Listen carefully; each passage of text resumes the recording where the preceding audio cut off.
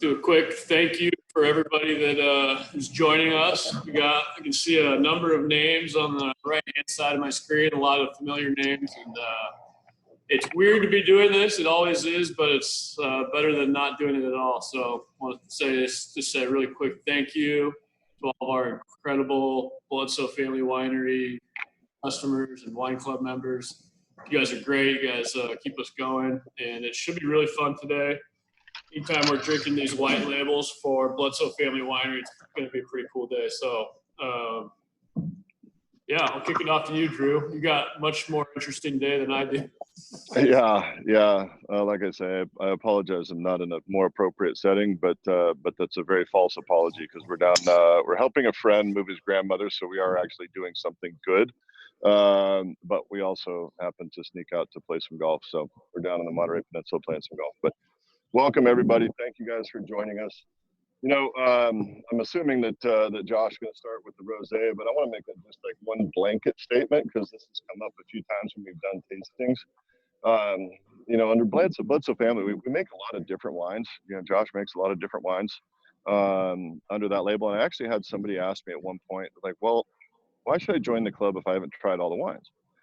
And the truth is, and hopefully the people that are on this webinar are already drinking the Kool-Aid, but the truth is when you have a really truly exceptional winemaker and an exceptional wine team, they're not given anything like just passing interest.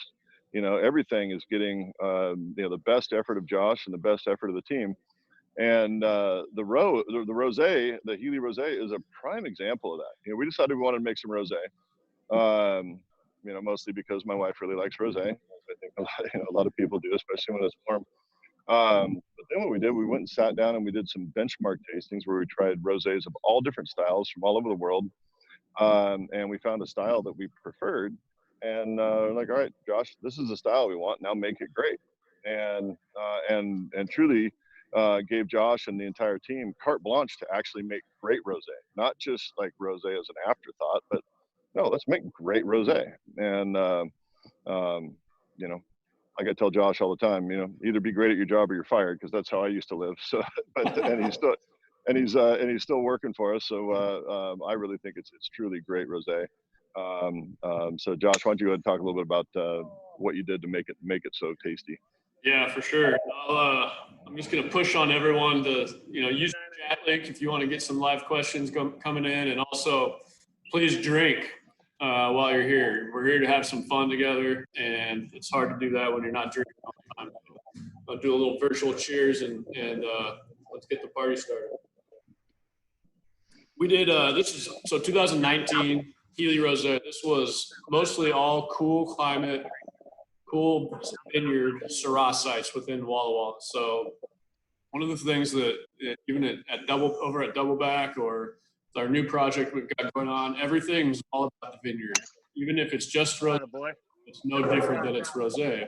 We approach it as, you know, the best rosé that we can absolutely do. So we go out, we source these, find these really cool climate Syrah sites, and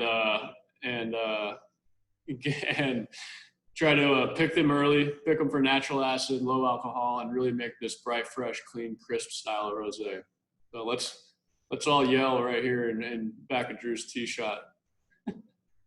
Better be straight.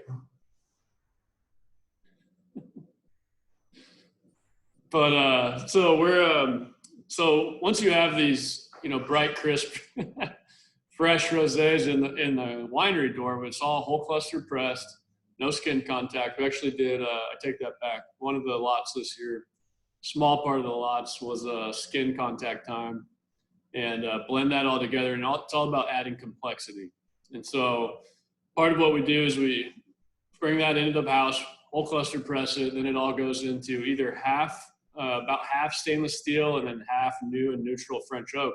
And as long as you have that bright, crisp acidity, low alcohol levels, you can put it into oak and really retain that freshness, but still get mouthfeel. And, you know, one of the things that we talk about a lot is how do you make this style of rosé that we like, but still bring a serious style of rosé to the world. And the oak project, part of that was just part, you know, I would say oak and vineyard sites for that big major reason. Well, because I know everybody's has great suspense about the golf shot. It was not very good. But I got Josh yapping in my ears. So I've got a lot of. I think I'm gonna have to have some extra strokes. I tried to stop. No, you're perfect. Just go. This is not a serious golf game. We're just having fun. And I think one thing that I just would add with the rosé, and Josh touched on this was that we wanted to make a dry, more old world style, but then backed in just a little bit of residual sugar, just a hint of sweetness, barely detectable.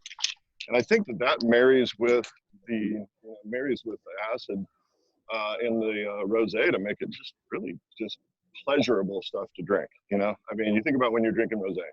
It's a hot summer day, maybe barbecuing, and just having that just a pure pleasurable experience with the rosé is really, really fun. Quickly on the Healy name, for those that don't know, my daughter's name is Healy, but it's also my wife's maiden name, both of which are important.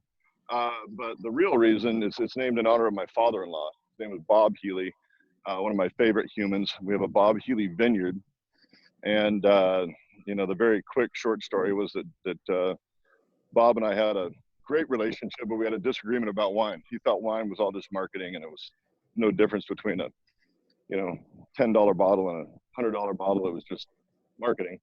And so we had this good-natured debate, and now we have Bob Healy Vineyard, we have Healy Rosé, and we're making serious wines, and they have my late father-in-law's name on them, so we get the last laugh on that one. So that's really where the Healy name came from. And by the way, in addition to being a great winemaker and businessman and all those things that Josh is, probably his biggest badge of honor is he's married to a very smart woman, and making the Healy, making it the Rosé name was actually Kim's idea, which is just brilliant. So we're forever thankful that Josh, like I did, married somebody much smarter than himself. The key to success there.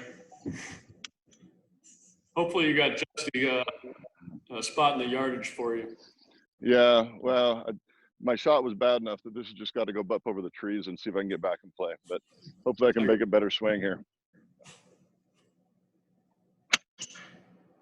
Oh, see, the layup swings are always the good ones. The ones that don't really matter, that's when you actually make a good swing and make good contact with the ball. Never lay up. Never lay up. And I will throw in there for all of you. I know you guys have all been missing live sports.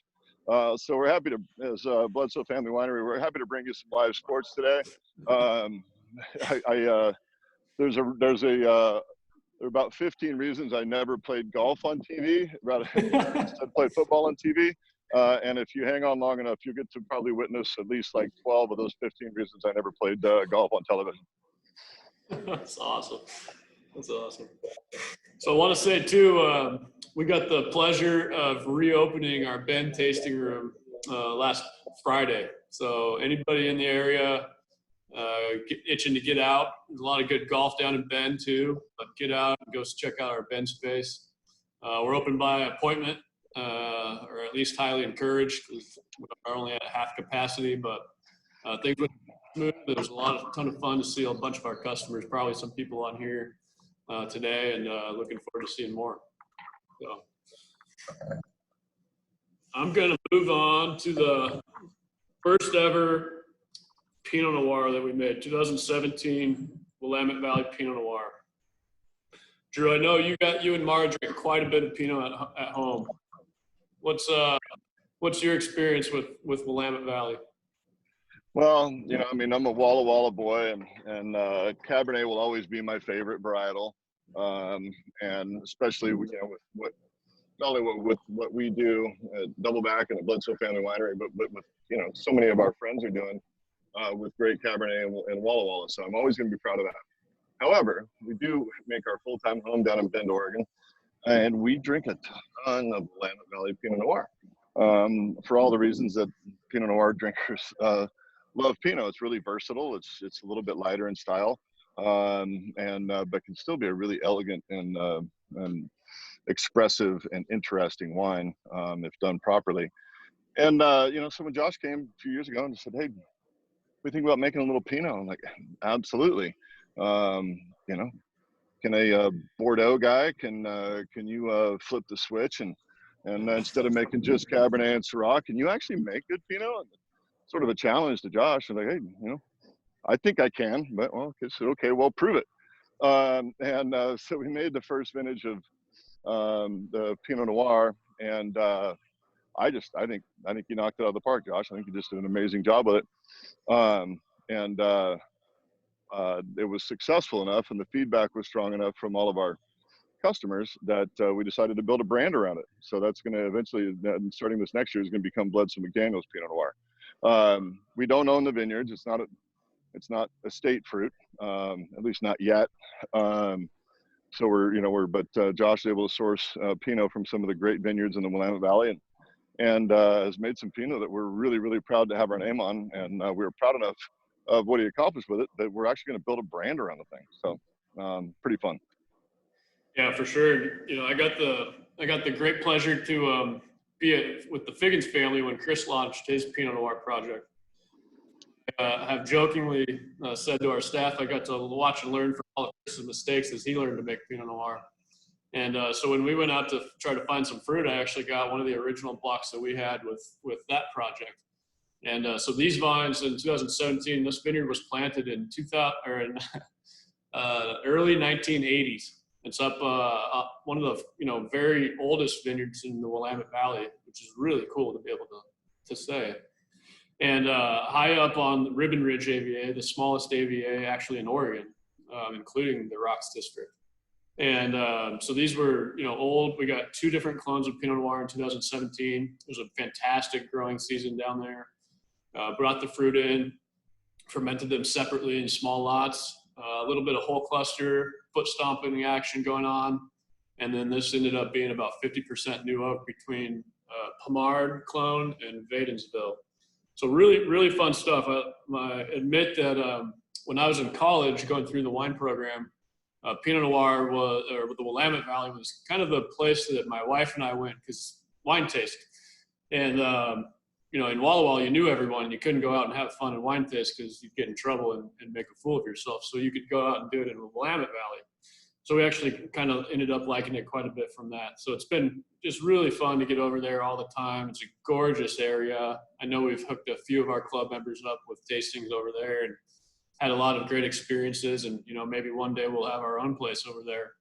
But it's been a really fun project. And I think the coolest thing about making Pinot Noir as a winemaker is I feel like I've almost learned more about making Cabernet Sauvignon from making Pinot Noir, because Pinot, it shows its faults. It shows things that you screw up. You can't just hide it with tannin and oak maybe. And so it's been a really fun varietal that I think that's just pushed everyone up to the higher bar.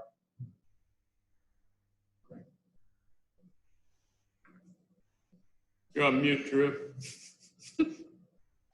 There you go. Sorry, I didn't want you to hear the cuss words after my last shot. Looked good from here. Yeah, actually I did. The third shot was good. But the interesting thing to me with Pinot is that we drink quite a bit of it, and there are a lot of good Pinots. There are a lot of good Pinots out there. There are very few exceptional Pinots, and when Pinot is done exceptionally, it really rises to the very, very top of the heap. And obviously, we never play for second. Josh is working hard and really making us what I think is some exceptional Pinot, which is, it's super exciting. So we're proud to have our name on it. Hold on one second. Hey, will you hold the camera while I put? I want these guys to see this. Go in. Yeah. Hold on. These people have been dying to see sports on television, so this is what they get. It's really terrible. No pressure. Ah! Flipped out. Pardon the technical golf terminology, but that's bullshit. But yeah, that was a gimme. should have been. These guys are jerks. No. But you know, I'm really excited about you know the Pinot. I think it's really fantastic, and I think it's something that I know that. And I guess I'll back up for a second. One of the things that is most exciting for me in the winery is that Josh, the entire team, myself, everybody, we're still continuing to work and get better. And I think Pinot is something that we're going to continue to get better at and continue to improve on. But I already think it's just fantastic juice. So it's really fun. Yeah, that's awesome. So last one, Drew, I'm going to talk about the Lefore Vineyard Syrah, 2017, our newest estate vineyard. Why don't you talk about your experience with that wine? So pretty interesting. So, you know, the Rocks District, for those that are unfamiliar, which I'm assuming most of you are familiar, but you know, it's tiny AVA in the Walla Walla Valley, actually on the Oregon side, down at the bottom of Seven Hills. And there are truly some astounding wines that have come from there, mostly Syrah. And we were fortunate enough to acquire a planted vineyard down there a number of years ago. Originally, it was just some Cabernet that was blended in with for Doubleback, and has become a strong component of Doubleback. But we also, you know, Syrah kind of made its name, or Syrah made the name of the Rocks, relevant. And the funny moment though was we were with one of the wine writers, and we're sitting out there and we were sipping on some barrel samples of Syrah, and Josh pulled up some Lefore Syrah, and this guy, and I don't want to give him too much credit because I know it's just like, dude, but he looks at us, he's like, hey, you're going to bottle this as a single vineyard, right? And we're like, well, we weren't going to, but if you feel that strongly about it, then I guess we have to. And really sort of was part of the inception of Bledsoe McDaniels. We're like, okay, you know what? Let's do some single vineyard, site specific Syrah, and let's also do some Pinot Noir under the same label, which to a lot of people seems sort of like that wouldn't fit. Like if you have, you know, in your mind that Syrah is this massive, chewy, you know, inky, dark, thick, you know, high alcohol wine, and then you have Pinot, which is all about just finesse and elegance. But Syrah, if done properly, and Pinot Noir, actually, I think they share a lot of the same characteristics, that they're done, you know, in the style that we prefer. So this Lefore Syrah is something I'm really, really excited about, and the first of potentially more single vineyard wines. You're gonna have to hold your breath on those. That's totally true. And so this was 2017, and we actually started with the Lefore Vineyard in 2009. A little Tony, Oregon Ducks super fan, Tony Graziani. But so Lefore, we started out in 2009, and we actually with Doubleback for Cabernet. And the interesting thing about that is that you know, we didn't have any intention of making Syrah from it, but by 2016, we actually contracted about half the vineyard. And so eventually we were like, you know, why don't we just look at buying this vineyard? And every year the wine made it into the blend. And we got to see this. Sorry, didn't mean to interrupt, but yeah, I actually hit that one pretty good, Josh. I think we're going to find that one. I'm not going to have to punch out this time. Nice work. A little Tony cameo there too. Yeah, a little Graziani cameo. Any Oregon fans that are on here, that's Oregon Duck great, Atlanta Falcon, and Arena Football Hall of Famer Tony Graziani that's out here playing with us. We was not kind enough to come down and help move Grandma, so we decided we'd let him play golf with us, even though we don't like him very much. Oh, that's awesome. So Lefore, though, when 2017, we actually ended up purchasing the vineyard, which was an awesome transaction for us, and I think a really good transaction for the previous owner, who we're still really close friends with and really great people. And you know, we've been fortunate in a lot of ways, and I think a lot of it's about timing and being patient, and I think Lefore Vineyard was one of those. And so 2017, we tried out the Syrah for the first time. And like Drew said, it was absolutely incredible. We loved it and kind of inspired, much like the Pinot Noir, a new brand in Bledsoe McDaniels. I see a couple of questions here about these two wines. How different is this Syrah from the Stolen Horse? So this Syrah, Lefore Vineyard, is purely just from Lefore Vineyard. Single vineyard wine, all from the Rocks District. This was actually, 2017 was one block in Lefore Vineyard. So this was about 50% whole cluster fermented, all aged Sur Lie. You get a little bit more of that funk. In this wine, I get a lot of that, almost green olive tapenade and smoked meat kind of thing going on. Stolen Horse, though, is really just a Walla Walla Valley Syrah. And that's, Walla Walla is such a diverse growing region that we actually have Syrah vineyards around the entire valley that we pick and choose that bring different, complements to the blend. So like Lefore is all about really lush and plush tannin and a little bit of that rocks funk on the aromatics. And then Lust Vineyard, which is Leonetti's estate vineyard, it's on the opposite side of the valley and really brings a lot more like blue fruit and, a little bit more tannin to the wine and just completely different, more acid. And so when you blend those wines together, they're just perfect complements. And that's really what Stolen Horse is all about. It's the best Walla Walla Valley Syrah that we can make.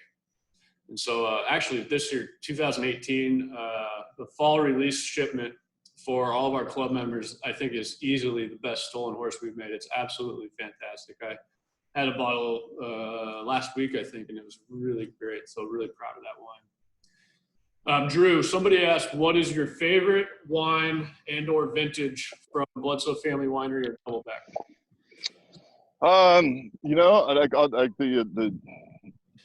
The honest answer, and I guess, as opposed to the dishonest answer, I guess, but the truth is, the 18 red blends, both family wine and the 18 cab, are truly my favorites, and that's it's really cool to be able to say because those wines are a preview of what's coming with Doubleback, it's also a testament, to the entire team that we're continuing to get better year in and year out, and the current wines are, There's none of our wines that I don't like. There's not a vintage I don't like. I love them all, but it's really cool to be able to say that the current vintages are my favorite. And then I also have a soft spot in my heart for the Elizabeth Chardonnay, because named in honor of my grandmother, who's one of my favorite people who ever lived. So I actually, Josh and I don't think we ever really thought we were gonna be Chardonnay producers, and the fact that we made that one, and it's a wine that I really, really enjoy, is a lot of fun. For sure. Couldn't agree with you more. Somebody does want to know if you're any chance you're coming back to play for the Patriots. That ship has sailed. I have been out throwing the football around a little bit with my kid since he's home from college, from quarantine, and I can still get it going a little bit, but man, it's sore for a few days. All right, hey Josh, shut up! I gotta hit this. I gotta hit this good. This is important. Hold on. Quiet, please.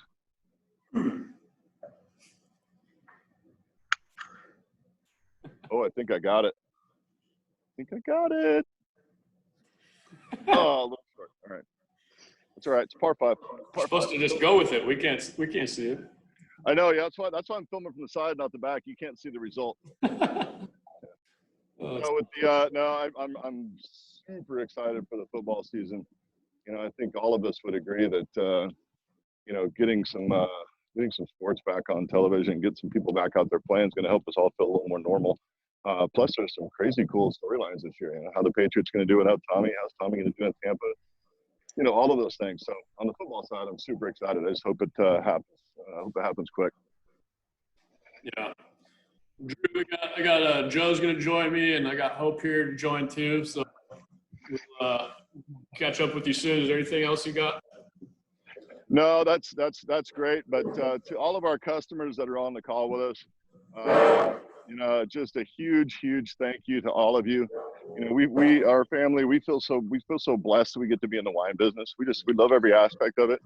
We love our team that produces all this stuff for us. But at the end of the day, we don't get to, we don't get to do this thing unless people buy wine from us. And so thank you all for your confidence in our team. It's well-deserved, that confidence, but I just can't tell you how much we appreciate all the support that all of you have given us. So thank you. Hope you play better, and tell Graz and Chris good luck. Right on. Will do. I'm going to go take their money. All right. We'll see you guys. Man. See ya.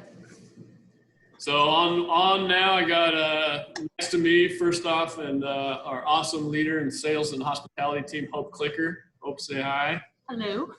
And just joining us, we just finished doing some blending. I got my assistant winemaker, Joe Woolsey, up in the lab doing a little sucking up with the Coug logo on there. You got to go Cougs. Thanks for letting me Cool. join. Joe, do a little pano of the lab. Show us the color palette. Yeah, it's nice white color palette. Messy right now. We just got doing a bunch of lab work, a bunch of cellar work. So, we try and keep things white in here so we can really see color in wines when we're doing different blending trials and things like that. So.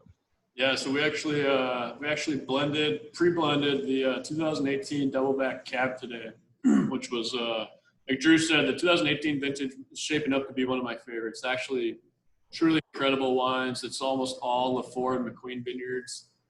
Just truly spectacular. We didn't have one single, even mediocre wine in the cellar that year. And really made blending trials easy, but also hard because we split hairs, and it's almost like throwing a dart into the barrel rim and see which ones worked. But no, Joe, we're tasting through.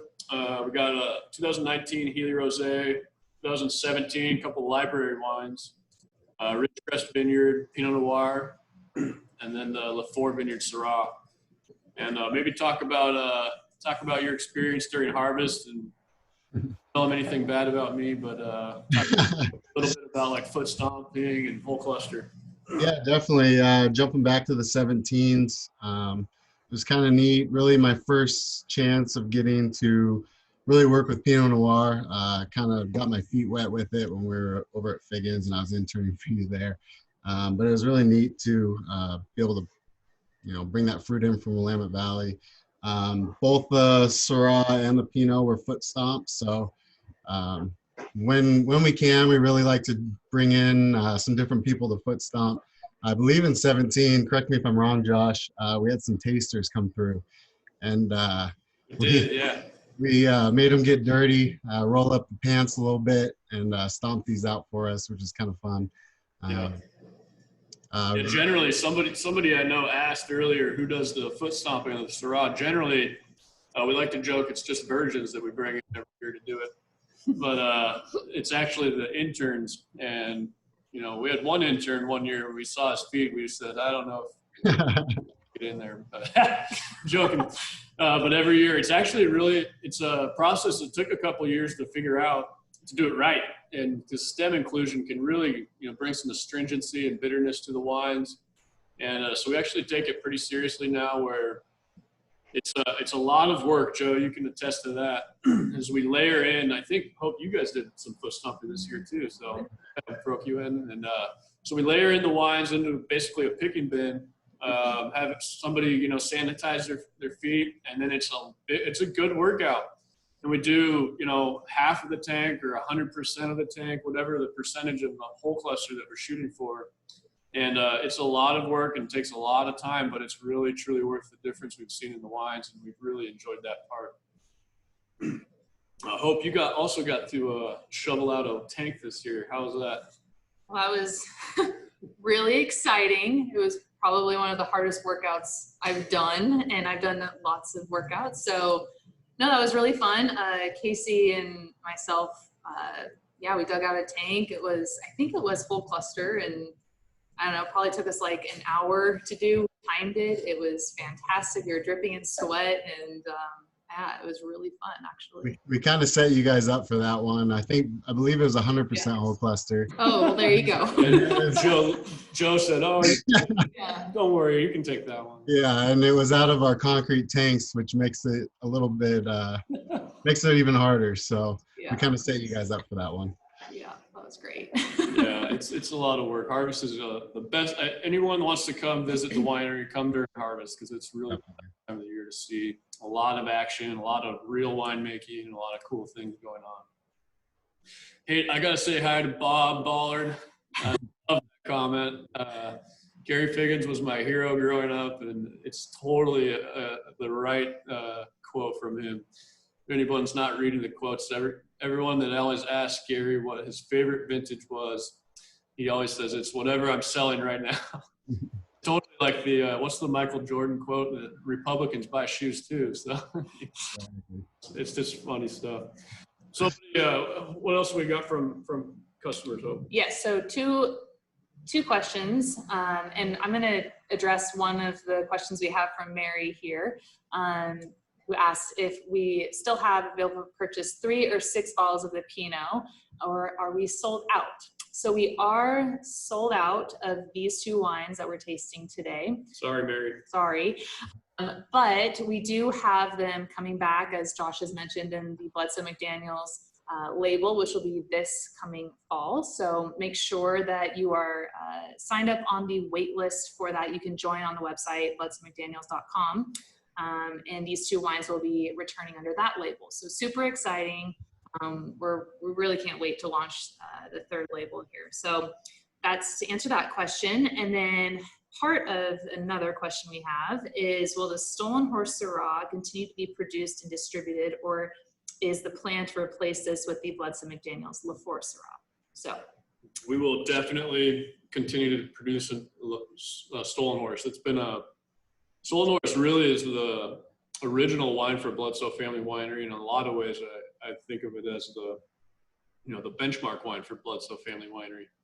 And so that wine's never going away. Bledsoe McDaniels is a completely new winery coming from Drew and I and our team, and it's meant to be more site-specific, single vineyard focused, a little bit more geeky. But when we, as that Doubleback or Bledsoe Family Winery, I spend so much time in the vineyards, and we've been blessed with some great vineyard sites. And to be able to, spend all that time, put so much money, blood, sweat, and tears into those sites, over time you see the uniqueness of just, hey, what's this little tiny part of McQueen Vineyard? What could that be as its own wine? Or even Joe, when we're tasting through barrels, there's a few lots in that Doubleback blend that are like, oh my God, this is absolutely incredible. Definitely. We bottled this on its own. And so that's really what Bledsoe McDaniels is searching out, finding, exploring new varietals, new sites, new parts of vineyards, and new plantings that are just absolutely stellar and kind of rise above things that maybe couldn't be done in its own. And Pinot Noir and Syrah really are the masters of terroir. They're the masters of where they're grown and a reflection of that site. And it's really, really pretty cool, I think, as a winemaker, to be able to share that with you guys, because it's almost like now with Bledsoe McDaniels, instead of making one single great wine, it's almost like I get to barrel taste with everyone through the bottle project. So really excited for that. I think we should answer that question, because Joe is very much involved in the process of bottling the 1 liter family wine. So let's go ahead and answer this. So looks like Sean and Don are asking, what's the story behind the 1 liter family wine bottles? How did those come to be? I guess I could take that one. The story behind it is, I believe Drew and Mara were in Italy. We're sitting down for lunch at a little cafe, and they brought out this 1 liter bottle that was square, and it had no label on it. It was just red wine. And it was great wine. They really enjoyed the fact that it was just kind of a simple bottle that just expressed something that you could open up and share with family and friends. So we put together the 1 liter. It is a little difficult to bottle, but a little bit of love put into that for sure. It's all hand bottled. And it was really just something that we wanted to be able to, highlight kind of the wine that you would normally just open up with family and friends. Yeah, exactly. And so it's the cool thing about the family wine is that it's really a preview of Doubleback, and it's bottled, 9 months before Doubleback is, and it's kind of the first red wine that goes into bottle. And it's really fun when we release that, usually in, maybe around Christmas or the beginning of the year, and get to share that with customers, because it's the first time that we get to talk about red wines with that vintage. And one other quick story on that name is, growing up at Leonetti, we always had a couple barrels that we would bottle for ourselves. And it was always really, really special for all of us employees and the family. And we would just always write in Sharpie, right on the white box, family wine. That's all we would write on it. And so that's kind of where the name came from, is Bledsoe Family Wine. And because we did that the first few years of Doubleback too, when we had some leftover juice. And so, it's always kind of like that intrinsic value wine that's something special that nobody else has. All right, so I'm gonna jump back to the Healy real quick for a question. And Joni asked, the Healy Rosé is one of the few rosés we really enjoy. Thank you. Because it has significantly more body than most rosés. Recognizing it's a proprietary blend, is there anything you can tell us to enlighten us on how you manage to provide that heavier rosé that still works well as a sipping wine? Man, Gary Figgins is getting a lot of press in this, because he told me as a kid too, he's like, no one knows what goes through the hose. So that proprietary blend thing really comes into play. But it's really about vineyard sites, the rosé is, and it's really about trying to find the right amount of neutral oak. And oak, with that oxygen exchange, and not really oak flavor, but more about the development of the wine with oxygen, is really where you develop that mouthfeel in the wine. And that's been really important. Bright and crisp, but still have body and weight. All right, so Joe, we asked Drew this before he resumed his golf game with us. So I'm gonna ask you this question as well. Which wine and vintage from Bledsoe Family is your absolute favorite? Oh man, put me on the spot there. Let me think. It's kind of cool being able to see Bledsoe Family Winery kind of from the beginning, and really those first kind of Stolen Horse Syrahs, as far as Bledsoe Family Winery, were really neat. And it's been really cool to kind of see that progression, especially since, Josh has taken over and really kind of taken Syrah into his own hands. I opened up I believe it was, trying to think back, I think it was a 15 Stolen Horse the other night, showing really nice. It was really cool because we had the 9 and we skipped a few years, and then Josh kind of took over. And we started to implement a little bit more stem contact, things like that. And so I guess I jumped back to some of the old Stolen Horses. I don't know, they're really starting to open up and develop. So. Yeah, it's been pretty fun to watch. A lot of, Bledsoe Family Winery is such a new project. It's been cool to actually have library wines now for Bledsoe Family Winery and really see, go back in time and see what we did right and wrong. Definitely. I saw Casey Harris is actually sitting next to us behind the camera here. I saw a comment about how our awareness to temperatures during the shipping process is much appreciated. Casey actually manages all of our shipping, and so she's beaming with pride right now. So good comment. All right, so I'm gonna ask Josh that same question. We just go around the horn. What is your favorite wine? It could be Doubleback too, but Doubleback or Bledsoe Family and vintage. Absolute favorite. Yeah, it's a tough. It's hard to get away from Doubleback. Cabernet growing up was like ingrained in my blood, and favorite vintage I've gone back and forth so much on. 2008, 2010, 12. And really maybe 18 is shaping up to be up there too. And that's the truth. That's not a Gary Figgins quote there. 18 was just, 10. So I'll start off with 10. 2010 was a cooler year, but very dry, and just a perfect summer where our ripening extended into late fall. And usually I think the vintages I like most are long falls, where we're picking late into October. And those are usually like the most balanced wines, the most, perfectly tannic wines, where the type of tannin in the wines are just fantastic. So I'd start there, and then I'd go, going back into 2018. 18 was really a classic vintage until the fall. And the fall was just I think it was 18 was easily the best weather I've ever seen during harvest. September, every day during September was 80 degrees and sunny.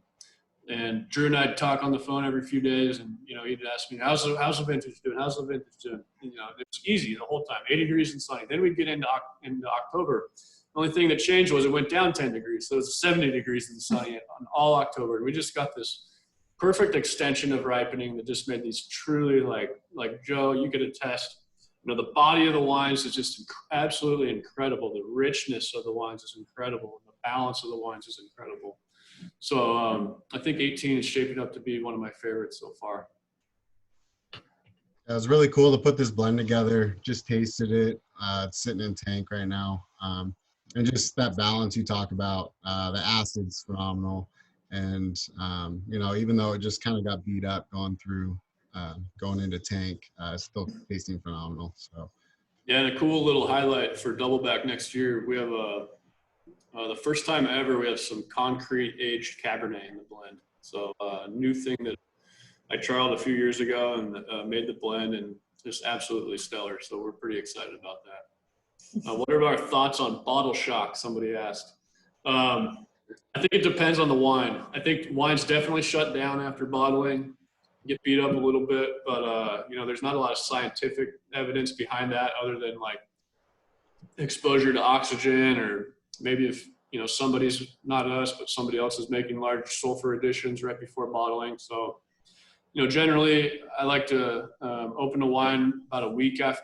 Pretty much every time we bottle, I open a wine about a week after bottling, other than the day of. I usually celebrate with Joe in the lab up there. But as another good Figgins quote was, "This is your last bottling is your last chance to fuck it up, so don't do it." Bottle shock is just it's a interesting beast, but our wines are really benefit from at least a couple of years of age, and they start to open up a lot. It's a good question. How will the fires impact the flavors? Talked a lot about this before. Yeah. So a lot of the current wines, 2017 vintage, was the first year that fire or smoke taint actually became. We've had fires in the past before around us, smoke in the valley, but 2017 was the first year that I actually got nervous about it. It was almost like driving through a thick fog in the valley. And it really started to become an issue where we did a lot of research and made sure we were prepared. And 2017 was this hot vintage. We got in really warm. And then we got into about Labor Day weekend. And the interesting thing that happened was a lot of the smoke going into Labor Day was from these Canadian wildfires, so from the north. And it drifted up, it stayed relatively high up in the air. And we'd get these about 105 degree temperature forecasts. But instead of the valley actually getting up to 105 degrees, it was shaded by the smoke. And we really only got into the mid 80s. And so that extended our ripening season quite a bit. And the cool thing about 2017 was we basically just ended up waiting for the acids to fall down a little bit and then picked, and we got really fresh wines, really incredible wines out of that because of that. So a little bit of a bittersweet. You never like to see, forest fires, but it was it makes for a cool story at the end of the day for the vintage. Good question. All right, so we have, what's the idea behind aging in concrete tank? What does it add? Joe, you could probably answer this too. Yeah, definitely. So obviously we age in 3 different materials. You got oak, stainless steel, and then concrete. Stainless steel, you're getting no oxygen exchange. Oak, you're getting a lot more. And I almost say concrete's right in the middle there. It's porous, so it does hold a little bit of oxygen in there, but it's not quite as tight as a stainless steel tank. And then, you know, people talk about it giving off flavor. I definitely feel like there is a little bit of that, you know, minerality feeling from it. And so, yeah, it's been really neat to work with. It's definitely a different style of Cabernet coming out of there. It's almost a little bit more on the, you know, acidic side, but it really adds to the blend. It's been a really cool process. Yeah, and actually the 2017 Stolen Horse, for everyone that has it at home, was aged, and I think, if I remember right, it was 40% aged in concrete. So pop a few of those open and see what you think. All right, so we have a question from Eric. What is your most favorite wine you've ever made and why? Oh, man. I'll go first. I'll give Josh a little time to think about that. He's been in the industry a little bit longer. I definitely go back to, I guess it would be my first time working with Doubleback. I was interning over at Figgins under Josh in the 2013 vintage. So it's always kind of fun to go back to that wine, taste through it. We did the vintage tastings in the past. It's always been one of those that you kind of go back and think about. And it was really cool to see that, you know, 13 kind of develop and bottle. And it's become a kind of fan favorite of mine, I guess. So the 2013 Doubleback. Yeah, that's a tough one. I don't know. There's a few that come to mind. It's really hard to pick one, but I used to have a sign. Leonetti does a 10-year aging program for their reserve magnums, and I used to have a sign on the 2005 reserve that said Josh's wine on it, and I think they took it down after I left.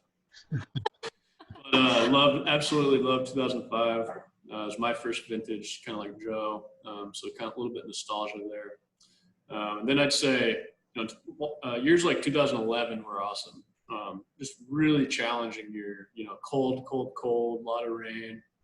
And, you know, Drew and I have talked about this a lot, is, you know, whether it's winemaking or farming or business or life, so often we sit around and talk about the challenges that we've gone through and not, you know, the great celebrations. And 2011 was certainly one of those. We made absolutely incredible wines in that vintage, and, you know, when a lot of people really didn't. So that's kind of a cool accomplishment for me. Okay, we've got a few more questions, and then I think we'll be pretty close to wrapping it up. So we have anonymous question. From a winemaking perspective, what makes Pinot different, challenging? Yeah, Pinot. So Pinot, very thin-skinned. You think of Cabernet and Syrah, you know, very thick-skinned. So think about color concentration and tannin profiles. Lots of both. Pinot Noir is the opposite, though. You know, and thin-skinned is a challenge in the vineyard.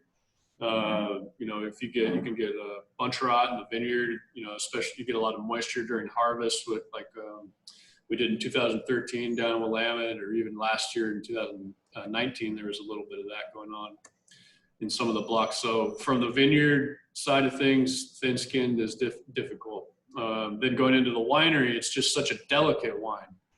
So let's say you over extract one of the lots. It's going to shine through. You can't cover it up with something. Let's say you go the opposite way, you under extract and it's just super soft, or maybe didn't get ripe either. You know, you get a lot of acid, you get, you know, basically zero color, basically no tannin. It's just or, you know, the tannins are super green and unripe. Pinot can be a real challenge that way because it shows everything. A lot of young Cabernets, you know, are so full bodied and so, you know, typically we'll put a little bit of oak on it and that kind of thing. And, you know, you can cover a little bit of that up if you're a good winemaker. But, you know, Pinot Noir, I think because it's so finicky, has pushed me to become an even better Cabernet winemaker. So that's been really cool. Okay, next question. Corey from LA asks, what will be the next exclusive white label for Bledsoe Family? Hey, Corey. So we gotta get through this. Talk about the Viognier down in tank right next to you. Yeah, really cool. First time bringing Viognier into the winery. So that'll be our next white label project. Where'd that come from? So that came from our Lefore vineyard, which you know, a lot of our Syrahs come from, obviously. It was really neat because we were able to take over a little bit more of that vineyard, pull in, you know, Merlot, Cab Franc, as well as the Viognier, and so brought that in. We're going to do another probably 75 to 100 cases of it. It's really neat because I haven't worked with Viognier all that much, if at all, really. So it's really neat to work with. You know, there's a lot of Viognier drinkers out there that, you know, they don't necessarily lean towards the Chardonnay. They're more of a Viognier. So it's really bright, crisp. Really excited about it. Sat on oak, about 50%, I believe, new French oak. And then we just put it in a tank and getting ready to bottle it. And we're going through a couple of lots. Might be a fun, if you feel the urge, email us after the tasting and tell us which of these varietals you want to see as a club member only wine. We're looking at Malbec, Petit Verdot, or Merlot in the cellar that, you know, we're kind of tossing around to see which wine we bottle this summer. So that would come out next fall for Bledsoe Family Wine club member only wines. So that's Malbec, Petit Verdot, and Merlot. I love it. So let's wrap it up. I just want to say, you know, thanks to Joe and Hope. Obviously, they do so much for us, but also, you know, there's scrolling through the names on the right side of our screen. There's so many people that we've met over the years and names that we recognize that we love, and can't wait till we can do this in person and actually do a real cheers and make some good memories together. So we love you guys and thank you so much for everything. Cheers. Stay healthy. Guys. Thanks, Joe.